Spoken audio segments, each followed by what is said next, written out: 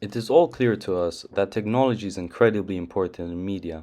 Technology makes many things possible, or easier. Technology is any hardware, software, or tool which is used to create, compose, and produce different things.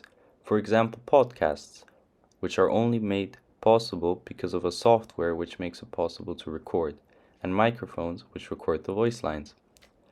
Technology has more purpose in certain situations and is more suitable than other things, such as newspapers, which were replaced by various news websites or the news channels on the television.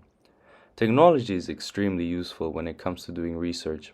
For instance, I did most of my research on magazines for inspiration, or which Canon camera is the best quality. Technology is an important factor to the media, and it's not going away, nor do we want it to. I used a variety of softwares, which include Photoshop, Canva, and some applications on my phone. Photoshop was incredibly useful when it came to editing the pictures I took. I used it to smoothen out the background and sharpen up some angles and edges in the picture. Canva was used for the designing of the magazine, adding the masthead, subheadings, and supporting cover lines. All the various fonts, colors, and textures which are seen in the magazine were all added on the Canva website. For the camera, I used the Canon 4000D, since its quality is amazing and ended up giving me good pictures with a nice resolution and amazing quality.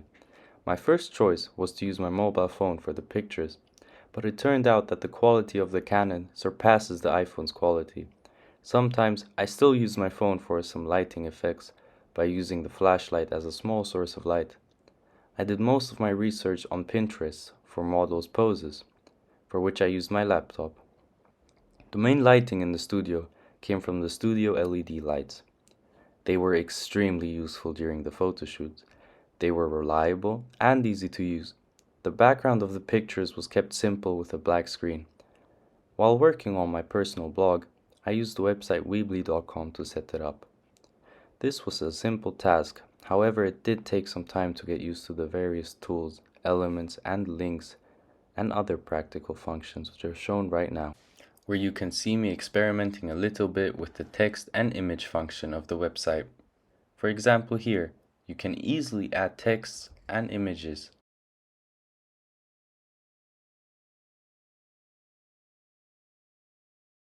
You also had the possibility to add any YouTube video by simply choosing the YouTube icon, dragging it on the website, and choosing your URL, aka the link of your video. However, a key thing required for my blog was research. I took most of my intel from magazines, websites, and various articles which I found online. The links which I have mentioned before, I mostly got from social media sites such as YouTube, Instagram, and Twitter. Resources regarding various techniques, for example, keeping keywords in check and picking good topics to talk about, were found on my Media Studies Google Classroom, which provided me with a lot of knowledge. One specific research tool, which was essential to the creation of my blog, was Google. Google made it possible to find unlimited resources, which I was then able to include in my research. Pictures of magazines, information about the various factors, such as the release rates of a magazine, the average price, which made me make an estimate of the socioeconomic status of various magazines, such as JQ or Men's Journal. However, I also required videos for research purposes, and I would often find those videos on the social media site YouTube. YouTube offers a large range of videos about almost any topic of the viewer's choosing.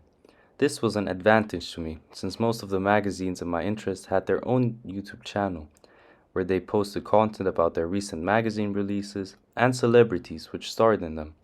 However, my primary research was directed towards Google, since it offered me unlimited articles about any topic I was interested in, using in my blog. Another primary research method which I used was a verbal questioning of my colleagues at school. I would ask them questions about magazines, I would ask them questions about various factors of the magazines, which would help me improve my understanding and improve my further knowledge of them.